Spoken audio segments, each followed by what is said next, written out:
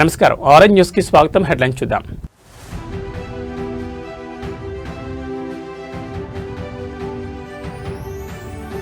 తెలంగాణ కొత్త గవర్నర్ గా శివప్రతాప్ శుక్లా, జిష్ణుదేవ్ వర్మ మహారాష్ట్రకు బదిలీ.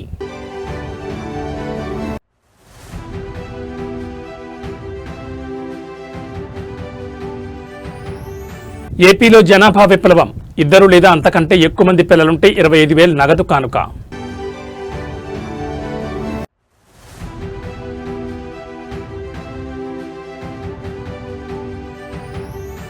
అలిపిరి నుంచి కాలినడకన తిరుమలకు, భక్తి పారవస్యంలో దేవర బ్యూటీ జాన్వీ కపూర్.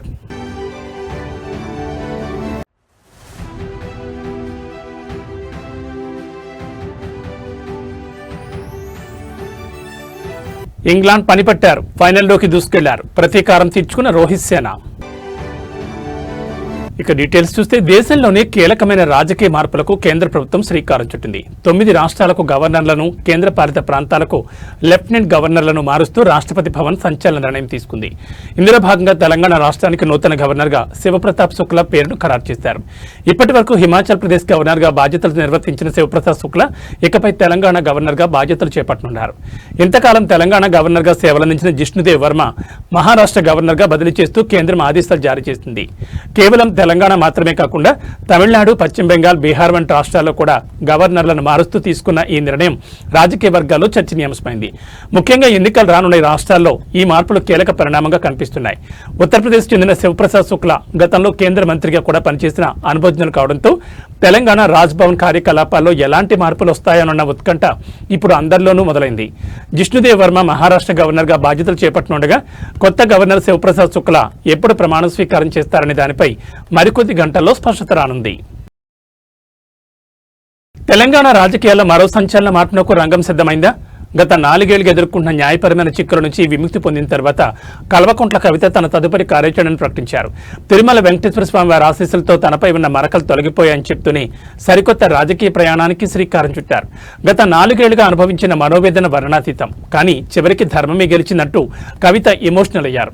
సత్యం, న్యాయం తమ వైపే ఉన్నాయని మొదటి నుంచి చెప్తున్నానని, ఇప్పుడు స్వామివారి దయతో క్లీన్ చిట్ రావడంతో తన మొక్కును చెల్లించుకోవడానికి కాలినడకన తిరుమలకు వచ్చానని ఆమె స్పష్టం చేశారు. అయితే ఈ పర్యటనలో అందరినీ ఆశ్చర్యపరిచిన విషయం ఆమె చేసిన రాజకీయ ప్రకటన. కేవలం ఆధ్యాత్మిక పర్యటనగానే కాకుండా తెలంగాణ భవిష్యత్పై తన విజన్ను ఆమె బయటపెట్టారు. తెలంగాణ ప్రజల పక్షాన తెలంగాణ ఇంటి పార్టీగా పనిచేయడానికి రానున్న రోజుల్లో ఒక రాజకీయ పార్టీని ఏర్పాటు చేయబోతున్నాం. ఈ ఒక్క మాట ఇప్పుడు 2 రాష్ట్ర రాజకీయాల్లో పెను సంచలనంగా మారింది. ఇప్పటికే తెలంగాణ జాగృతి అధ్యక్షురాలుగా సాంస్కృతిక రంగంలో తన ముద్ర వేసిన కవిత ఇప్పుడు నేరుగా కొత్త పార్టీ వైపు అడుగులు వేయడం వెనుక ఉన్న వ్యూహం ఏంటి? తెలంగాణ అస్తిత్వం కోసం ప్రజల గొంతుగా మారడమే లక్ష్యంగా ఈ ఇంటి పార్టీ ఉండబోతోందని ఆమె హింటించారు. పాత కేసుల నుంచి విముక్తి లభించడంతో ఇక పూర్తి స్థాయిలో ప్రజాక్షేత్రంలోకి వెళ్లాలని ఆమె నిర్ణయించుకున్నట్లు కనిపిస్తోంది. మరి కవిత ఏర్పాటు చేయబోయే ఈ కొత్త పార్టీ స్వరూపం ఎలా ఉండబోతోంది? పార్టీ పేరేమిటి? ఇది తెలంగాణ రాజకీయాల్లో ఎలాంటి సమీకరణలను మార్చిపోతోంది?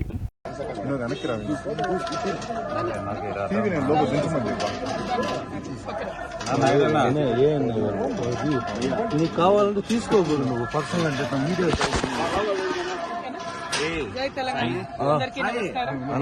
నాకు రావట్లేదు.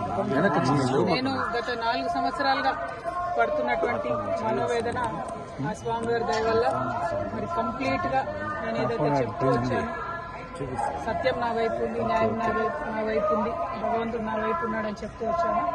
అదే నిజమని రుజువు చేస్తూ కంప్లీట్ గా కోర్టులో మరి క్లీన్ చీట్ రావడంతో స్వామివారికి కాలినడకన వచ్చి మొక్కు చెల్లించుకుంటానని అనుకున్నాను. దానికోసం ఇవాళ ఇక్కడికి రావడం జరిగింది.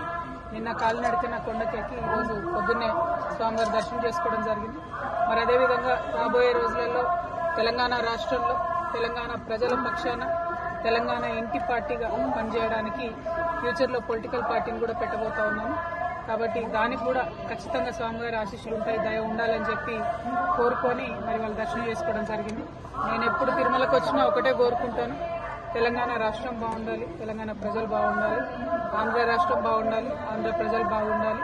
రాష్ట్రాలుగా మనం విడిపోయినా కూడా ప్రజలుగా కలిసి ఉండాలి, ప్రజలందరూ బాగుండాలని మనస్ఫూర్తిగా కోరుకుంటాను. అదే జరగాలని చెప్పి మళ్ళీ ఒకసారి భగవంతుని కోరుకుంటూ థ్యాంక్ యూ. జై తెలంగాణ, జై Andhra. The whole country has witnessed how I was in the last 4 years targeted politically, my image being tarnished, my name being dragged into unnecessary things. I've always said I am on the side of the truth, and I've always said I have divine blessings, and it has come true today after I've been honorably discharged from the Delhi liquor policy case. I have come to seek the blessings of Lord Balaji. I have climbed up all the 7 hills to reach him. I truly believe that when you are on the side of Satya and Dharma, God will definitely protect you. And soon, in a couple of months, I am also going to float a political party in Telangana.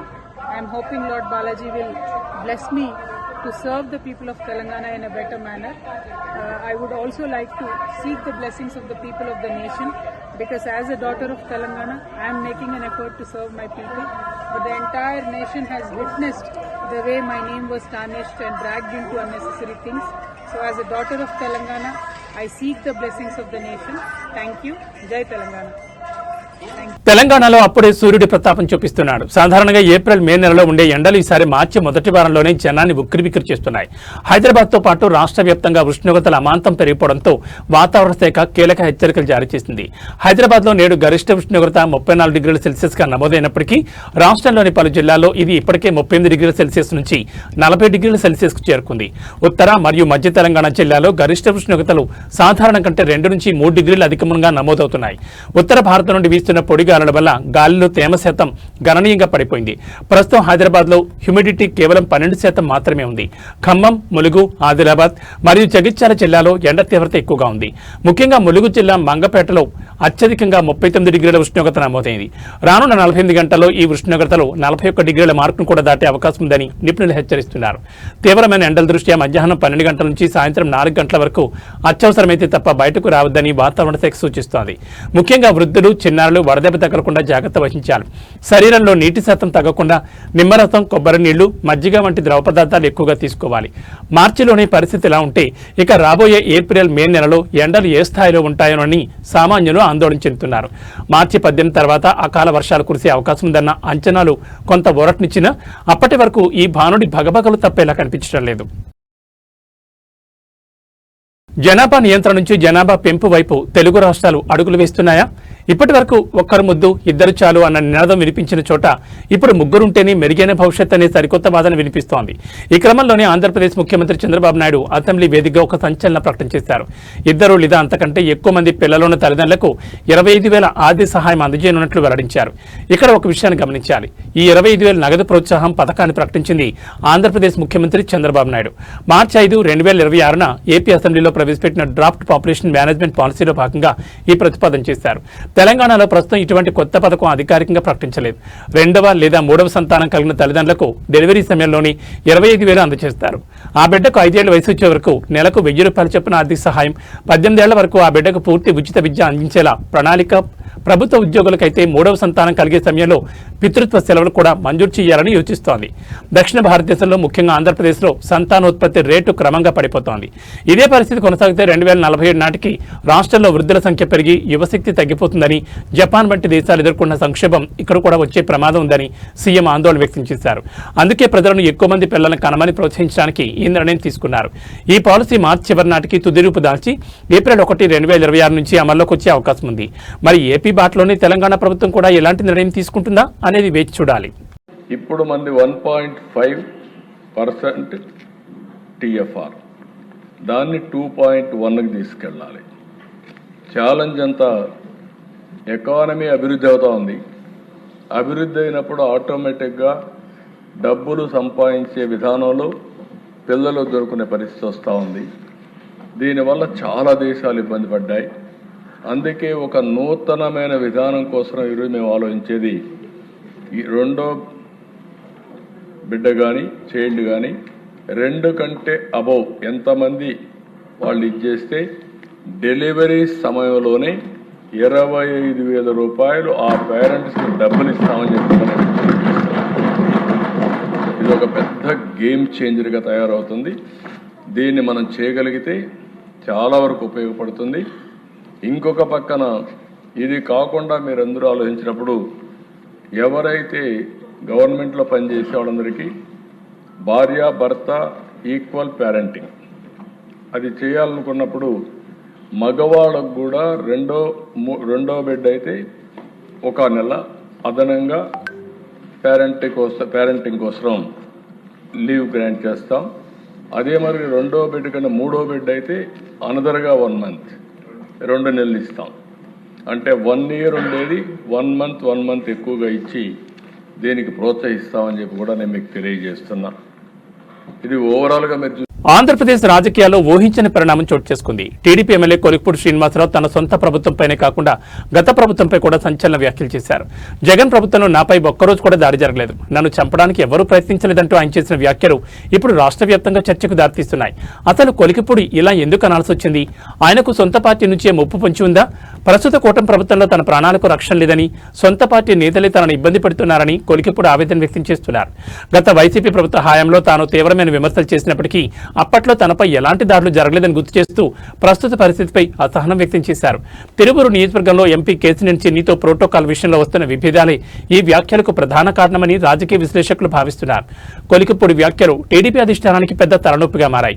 ఇప్పటికే party రాష్ట్ర అధ్యక్షుడు పల్లా శ్రీనివాసరావు కొలిక్పూడిపై చర్యలు తీసుకునే అవకాశం ఉందని హెచ్చరించారు. అయితే నన్ను చంపడానికి పార్టీలోని కుట్రలు జరుగుతున్నాయని ఎమ్మెల్యే నేరుగా ఆరోపించడం కూటమి సర్కార్లో కలకలం రేపుతోంది. జగన్ ప్రభుత్వంలో క్షేమంగా ఉన్నానని చెప్పడం ద్వారా ఆయన తన అసంతృప్తిని పతాక స్థాయికి తీసుకెళ్లారు. మరి కొలిక్పూడి వ్యాఖ్యలపై టీడీపీ హైకమాండ్ ఎలా స్పందిస్తుంది? ఆయన అన్నట్లుగానే నిజంగానే ఆయనకు ప్రాణాలకు హాని ఉందా, లేక ఇది కేవలం రాజకీయ పైచేసి కోసం చేస్తున్న విమర్శల? వేచి చూడాలి. నా మీద కేసులు పెట్టారు. జగన్మోహన్ రెడ్డి గారి ప్రభుత్వం నా మీద ఎన్నో కేసులు పెట్టారు, అరెస్టు చేశారు, చాలా కేసుల్లో నోటీసు ఇచ్చి వదిలేశారు. కొన్ని కేసులు ఇప్పుడిప్పుడే మంగళగిరి కోర్టులో కొట్టేస్తున్నారు. కానీ ఏ రోజు కూడా జగన్మోహన్ రెడ్డి ప్రభుత్వం నా మీద దాడి చేయలేదు, దాడి చేయడానికి ప్రయత్నం చేయలేదు, నన్ను చంపడానికి ప్రయత్నం చేయలేదు. కానీ మొన్న నెమలి కళ్యాణోత్సవంలో ఎప్పుడైతే నేను పట్టు వస్త్రాలు సమర్పించి ఇంటికి వచ్చానో, వచ్చిన తర్వాత నిఘా వర్గాల ద్వారా నాకు తెలిసింది ఏంటంటే, తెలిసిన సమాచారాన్ని బట్టి నేను అడిగే ప్రశ్నలు ఏంటంటే, దేవాలయానికి వెళ్ళిన తర్వాత అతిలోక సుందరి శ్రీదేవి తనయ బాలీవుడ్ సెన్సేషన్ జాన్వీ కపూర్ మరోసారి తన భక్తిని చాటుకున్నారు. షూటింగులతో ఎంతో బిజీగా ఉన్న తిరుమల శ్రీవారిని దర్శించుకోవడం ఆమెకు ఒక ఆనవాయితీ. నిన్న రాత్రి జాన్వీ కపూర్ అలిపిరి వద్ద ప్రత్యేక పూజలు నిర్వహించి కాలినడకన సప్తగిరులను అధిరోహించారు. దీనికి సంబంధించిన విజువల్స్ ఇప్పుడు సోషల్ మీడియాలో వైరల్ అవుతున్నాయి. సంప్రదాయబద్ధంగా పసుపు రంగు దుస్తుల్లో మెరిసిపోయిన జాన్వీ అలిపిరి పాదాల మండపం వద్ద మోకాళ్లపై కూర్చుని భక్తి శ్రద్ధలతో కొబ్బరికాయ కొట్టి తన యాత్రను ప్రారంభించారు. లగ్జరీ కార్లు, విమానాల్లో తిరిగే సెలబ్రిటీ అయినప్పటికీ సామాన్య భక్తురాల్లా కాలినడకనే కొండ ఎక్కడంపై అభిమానులు ప్రశంసలు కురిపిస్తున్నారు. ఇటీవల విడుదలైన తన సినిమాల విజయం లేదా రాబోయే ప్రాజెక్టుల కోసం ఆమె ఈ మొక్కు తీర్చుకున్నట్టు తెలుస్తోంది. జాన్వీ కపూర్ కు తిరుమల అంటే కేవలం ఒక క్షేత్రం మాత్రమే కాదు, అది ఆమె తల్లి శ్రీదేవికి అత్యంత ఇష్టమైన ప్రదేశం. తల్లి మరణం తర్వాత ప్రతి పుట్టినరోజున లేదా ప్రతి ముఖ్యమైన సందర్భంలోనూ జాన్వీ తిరుమలకు రావడం చూస్తూనే ఉన్నాం. తిరుమల కొండపై నాకు ప్రశాంతత లభిస్తుంది, నా తల్లి జ్ఞాపకాలు ఇక్కడ సజీవంగా ఉన్నట్లు అనిపిస్తుందని గతంలో ఆమె పలుమార్లు పేర్కొన్నారు. ప్రస్తుతం ఎన్టీఆర్ సరసన దేవర వంటి భారీ ప్రాజెక్టులతో బిజీగా ఉన్న జాన్వీ ఈ యాత్ర ద్వారా ఆధ్యాత్మిక శక్తిని పొందే ప్రయత్నం చేస్తున్నారు. నేడు ఉదయం విరామ సమయంలో జాన్వీ కపూర్ శ్రీవారిని దర్శించుకున్నారు.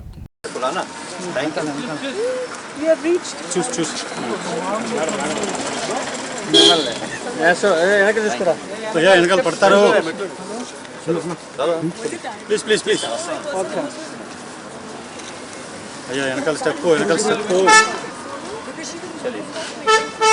సార్. थैंक यू अन्ना. हो गया thank you Anna please request है अंबले అయిపోయింది లాస్ట్ అయిపోయింది. థ్యాంక్ యూ చెప్పురా. అయిపోయింది అన్న. మీరే వచ్చేస్తున్నారు. మీరే వచ్చేస్తున్నారు. ఓ పట్టుకుంటే వెళ్ళిపోతాం మేము. ఆమె అర్థమన్నమంటాను. సెకండ్ మేడం, ఒక ఫోటో వచ్చేసి వెళ్ళిపోతాను మేడం.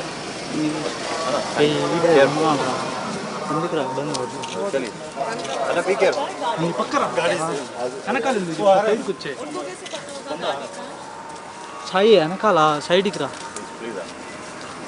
వెనకాల వస్తే తగులుకుంటారు, కాలు తగులుకుంటారు. Sai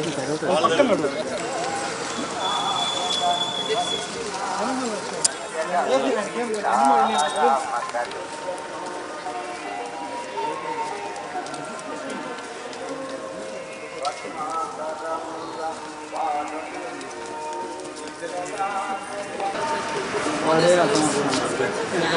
it was on a red t-shirt.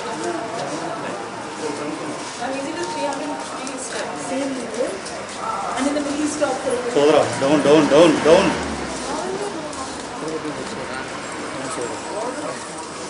Krishna, okay hi అమర ప్రపంచవ్యాప్తంగా యుద్ధ జ్వాలలు ఎగిసిపడుతున్న వేళ భారత ఇంధన భద్రత విషయంలో ఒక కీలక మలుపు తిరిగింది. పశ్చిమాసియాలో భీకర యుద్ధం కారణంగా చమురు రవాణా స్తంభించిపోతుందన్న ఆందోళన మధ్య అమెరికా భారత్కు ఒక భారీ మినహాయింపునిచ్చింది.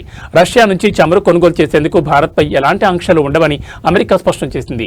యుఎస్ ట్రెజరీ కార్యదర్శి స్కౌట్ బెసెంట్ ఎక్స్ వేదికగా ఈ సంచలన విషయాన్ని వెల్లడించారు.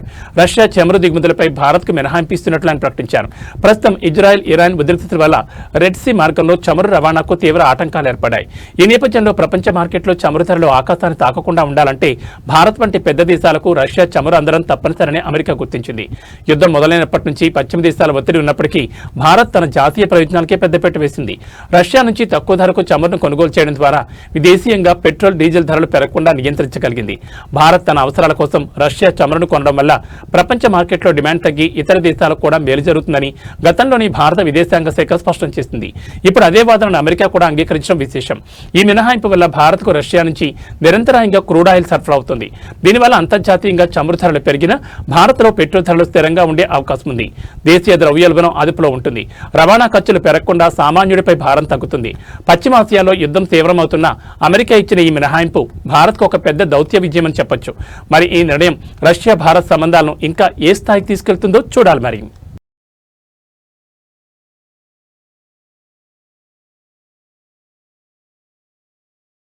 సాధారణంగా నిరసన అంటే పనులు ఆపేయడం, రోడ్ల మీదకు రావడం లేదా ధర్నాలు చేయడం చూస్తుంటాం. కానీ కేరళలోని ఆర్టీఓ కార్యాలయాల్లో ఉద్యోగులు ఒక వినూత్న నిరసన దిగారు. తమ డిమాండ్ల సాధన కోసం పని ఆపేయడమే కాదు కదా, ఆఫీస్ వేళలు ముగిసిన తర్వాత కూడా అదనంగా పనిచేస్తూ ప్రభుత్వంపై ఒత్తిడి పెంచుతున్నారు. అసలు ఈ ఓవర్ టైం నిరసన వెనుక ఉన్న కారణాలేంటి, వారి డిమాండ్లేంటి? కేరళ రాష్ట్ర వ్యాప్తంగా ఉన్న ప్రాంతీయ రవాణా కార్యాలయాల్లో ఈ వెరైటీ సమ్మె కొనసాగుతోంది. మోటార్ వెహికల్ డిపార్ట్మెంట్లోని మినిస్టీరియల్ స్టాఫ్ ప్రమోషన్ అవకాశాలను ప్రభుత్వం తగ్గించిందని ఉద్యోగులు ఆరోపిస్తున్నారు. రిక్రూట్మెంట్ ప్రమోషన్లకు సంబంధించిన స్పెషల్ రూల్స్ లో ప్రభుత్వం చేసిన మార్పులు తమకు అన్యాయం చేస్తున్నాయని వారు వాదిస్తున్నారు. Kerala motor vehicle department staff association ఆధ్వర్యంలో ఈ నిరసన కార్యక్రమం జరుగుతోంది. పాలక్కాడ్కు చెందిన సీనియర్ క్లర్క్ సురేష్ కుమార్ ఈ నిరసనపై స్పందిస్తూ సాయంత్రం 5 గంటలకు ఆఫీస్ టైం ముగిసినా రాష్ట్ర వ్యాప్తంగా ఉన్న మా ఉద్యోగులందరం మరో 3 గంటల పాటు అదనంగా పనిచేస్తున్నాం. మా సమస్యలను ప్రభుత్వం గుర్తించి చేసిన తప్పులను సరిదిద్దుకుంటుందని భావిస్తున్నామని తెలిపారు. ప్రజలకు ఇబ్బంది కలగకుండా అదే సమయంలో తమ నిరసన ప్రభుత్వం దృష్టికి వెళ్లేలా ఈ మార్గాన్ని ఎంచుకున్నట్లు వారు చెబుతున్నారు. వివిధ రాష్ట్ర ప్రభుత్వ శాఖల్లో రిక్రూట్మెంట్, ప్రొబేషన్ మరియు ప్రమోషన్ల కోసం ప్రత్యేక నిబంధనలు సవరిస్తూ కేరళ సర్కార్ నిర్ణయం తీసుకుంది. దీనివల్ల కింది స్థాయి సిబ్బందికి అందాల్సిన పదోన్నతులు నిలిచిపోయే ప్రమాదం ఉందని, అర్హత ఉన్న వారికి అన్యాయం జరుగుతుందని ఉద్యోగ సంఘాలు ఆందోళన వ్యక్తం చేస్తున్నాయి. పని ఆపేసి సమ్మె చేసే కాలంలో పనిచేస్తూనే నిరసన తెలుపుతున్న కేరళ ఉద్యోగుల తీరు ఇప్పుడు దేశవ్యాప్తంగా చర్చనీయాంశమైంది. మరి ఈ ఓవర్ టైం నిరసన చూసైనా కేరళ ప్రభుత్వం దిగి వస్తుందా, వారి ప్రమోషన్ల విషయంలో సానుకూల నిర్ణయం తీసుకుంటుందా చూడాలి. మరి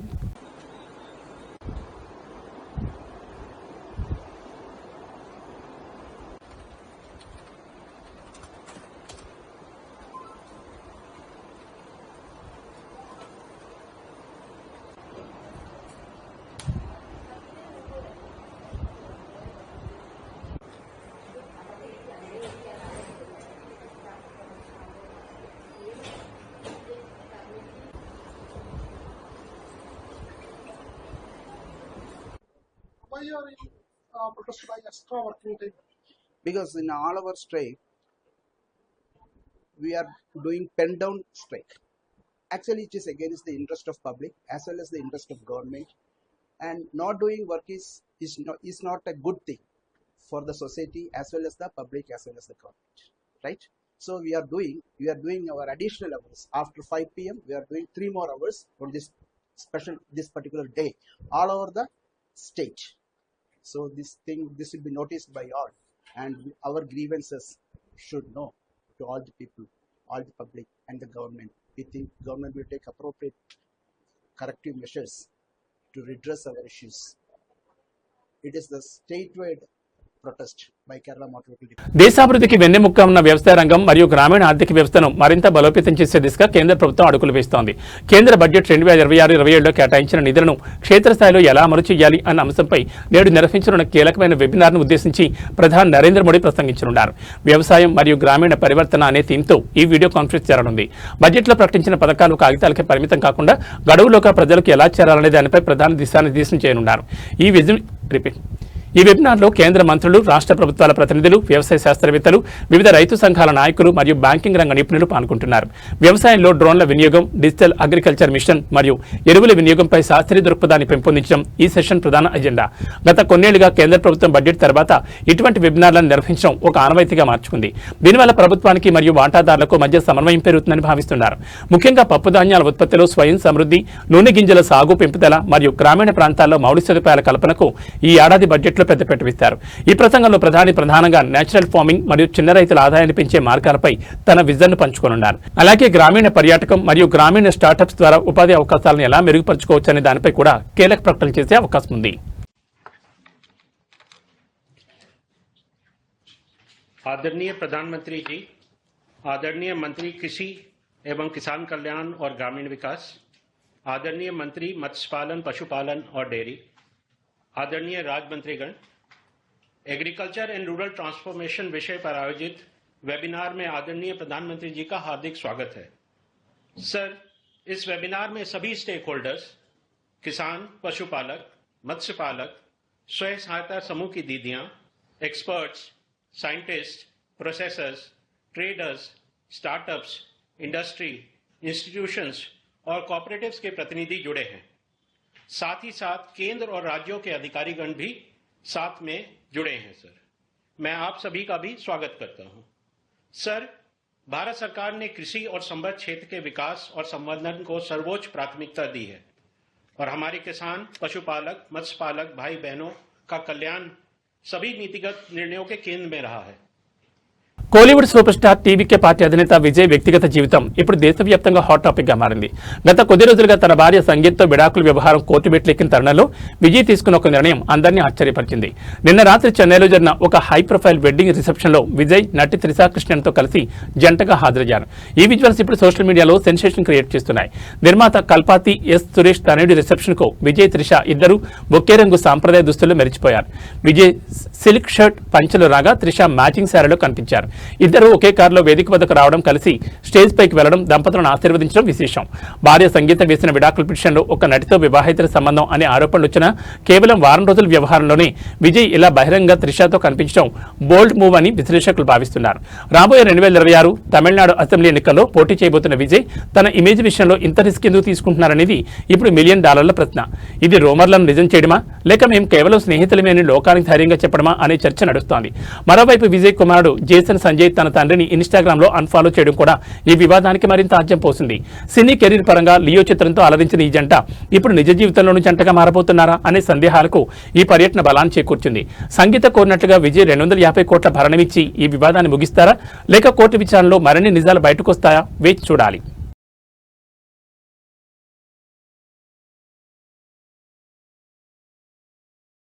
యావత్ భారతావని ఎప్పుడెప్పుడా ఎదురుచూస్తున్న క్షణం వచ్చేసింది. T20 వరల్డ్ కప్ లో భారత్ అప్రతిహత జయత్రాత కొనసాగుతోంది. సెమీఫైనల్ పోర్లో డిపెండింగ్ ఛాంపియన్ ఇంగ్లాండ్ మట్టి కల్పించి గర్వంగా ఫైనల్లో అడుగుపెట్టింది టీమిండియా. ఆఖరి బంతి వరకు ఉత్కంఠభరితంగా సాగిన ఈ మ్యాచ్లో 7 పరుగుల తేడాతో గెలిచి ఇంగ్లీష్ జట్టుపై ప్రతీకారం తెచ్చుకుంది రోహిత్ సేన. గత వరల్డ్ కప్ సెమీస్ లో ఇంగ్లాండ్ చేతిలో ఎదురైన ఓటమికి భారత్ సరైన బదులిచ్చింది. టాస్ గెలిచి తొలుత బ్యాటింగ్ చేసిన భారత్ నిర్ణీత ఓవర్లలో పోరాడదగ్గ స్కోరును సాధించింది. కెప్టెన్ రోహిత్ శర్మ మెరుపు ఇన్నింగ్స్ జట్టుకు మంచి పునాది వేసింది. స్వల్ప లక్ష్యమే అయినప్పటికీ భారత బౌలర్లు కట్టుదిట్టమైన బంతులతో ఇంగ్లాండ్ బ్యాటర్లను కట్టడి చేశారు. ముఖ్యంగా డెత్ ఓవర్లలో బుమ్రా, హర్షదీప్ సింగ్ తమ స్పెల్స్ తో మ్యాచ్ ను మలుపు తిప్పారు. ఈ విజయంతో భారత్ ఇప్పుడు టైటిల్ పోరుకు సిద్ధమైంది. టోర్నీ ఆరంభం నుంచి ఓటమెరగకుండా దూసుకుపోతున్న టీమిండియా ఫైనల్లోనూ ఇదే జోరును కొనసాగించాలని అభిమానులు కోరుకుంటున్నారు. మా బౌలర్లు మరియు బ్యాటర్ల మధ్య అద్భుతమైన సమన్వయం ఉంది. ప్రతి ఒక్కరూ తమ బాధ్యతను సక్రమంగా నిర్వర్తించడం వల్లే ఈ విజయం సాధ్యమైందని మ్యాచ్ అనంతరం కెప్టెన్ రోహిత్ శర్మ వ్యాఖ్యానించారు. మరికొన్ని గంటల్లో జరగబోయే గ్రాండ్ ఫైనల్ కోసం దేశమంతా సిద్ధమవుతోంది. వరల్డ్ కప్ ట్రోఫీని భారత్ ముద్దాడుతుందా, చరిత్రను తిరగరాస్తుందా అనేది ఇప్పుడు $1 మిలియన్ ప్రశ్న.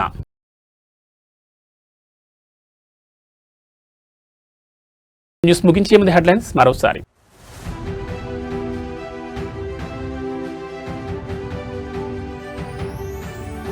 తెలంగాణ కొత్త గవర్నర్గా శివప్రతాప్ శుక్లా, జిష్ణుదేవ్ వర్మ మహారాష్ట్రకు బదిలీ.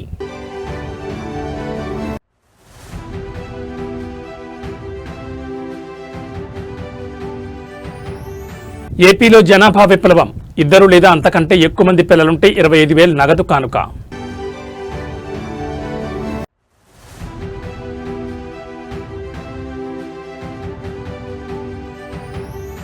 అలిపిరి నుంచి కాలినడకన తిరుమలకు, భక్తి పారవస్యంలో దేవర beauty Janhvi Kapoor.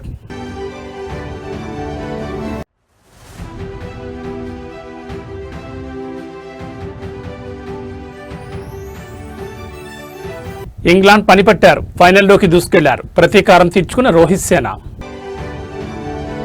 AB bulletin విశేషాలు. నమస్కారం.